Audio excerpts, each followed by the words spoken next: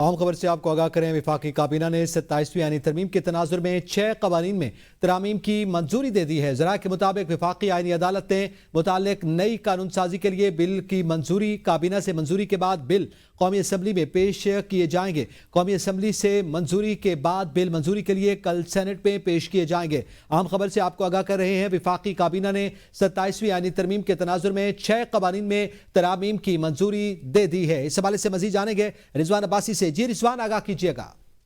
جی بالکل، وزیر اعظم میاں شہباز شریف کی زیر صدارت وفاقی کابینہ کے اہم اجلاس میں 27ویں آئینی ترمیم کے تناظر میں 6 مختلف قوانین کی ترمیم کی جو منظوری ہے وہ دے دی ہے، اور اجلاس میں ملکی آئینی اور جو دفاعی امور ہیں اس سے متعلق اہم فیصلے کیے گئے ہیں۔ ذرائع نے یہ بتایا ہے کہ وفاقی کابینہ نے وفاقی آئینی عدالت سے متعلق نئی قانون سازی کے لیے مجوزہ بل لانے کی بھی منظوری دے دی ہے، اور کابینہ سے منظوری کے بعد یہ بل قومی اسمبلی میں پیش کیے جائیں گے، اور اس کے علاوہ قومی اسمبلی سے منظوری کے بعد کل سینٹ کی میں منظوری کے لیے پیش کیے جائیں گے۔ اور کابینہ اجلاس میں 27ویں آئینی ترمیم کے بعد آرٹیکل 243 میں کی گئی تبدیلیوں کے تناظر میں تینوں مسلح افواج،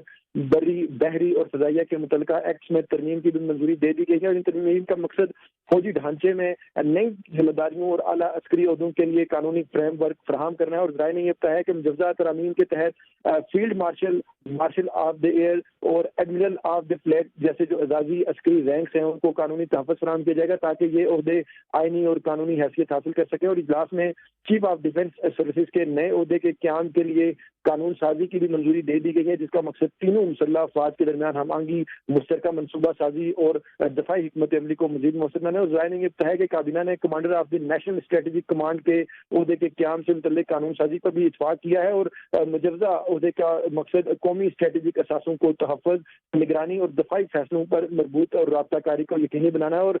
یہ جو آج وفاقی